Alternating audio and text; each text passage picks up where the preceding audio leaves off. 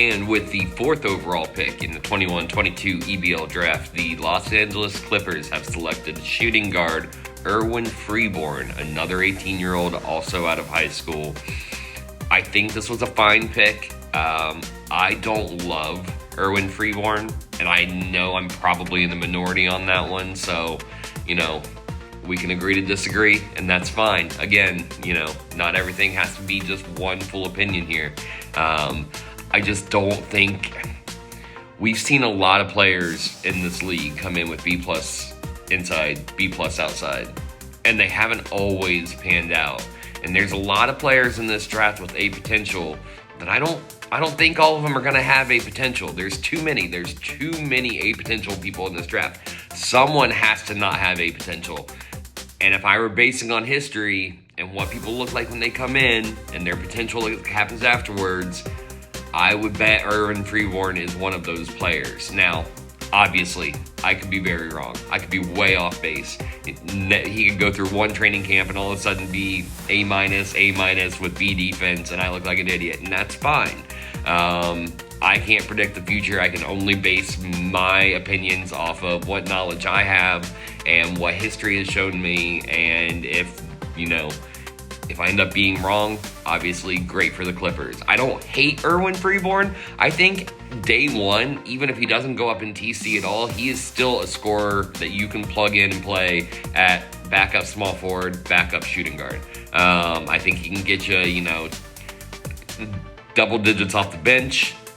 I don't think he's bad in that role. So, is that what you want out of a number 4 overall pick? No, you're obviously hoping that he explodes his first training camp and, he's elite within 2 years, which if he has a potential, he will be. I mean, I'm not saying that this dude is doomed for failure. I am just saying that based off what I have to work with and my knowledge of, what I've seen in the past, I could see him not panning out amazingly. I could see it, dropping down to C+ defense. Maybe he goes up 1 and down 1 somewhere, and that would be fine too. But, for a number 4 overall pick, it's just not what you would want. I had him at number 8 on my big board.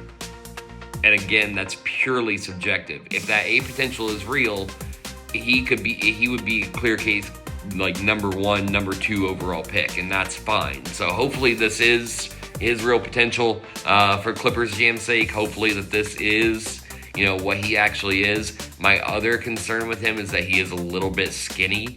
He's 6'8", 217 pounds. Even with the B+ inside, if he's not able to get to the basket that well because of his size, that could hinder him a little bit as well. Now, you might call me a hypocrite because I have players who are taller and skinnier on my team, and that's fine. But just in general, overall, there are a few little things that work against him. But he could be good. He could be fine.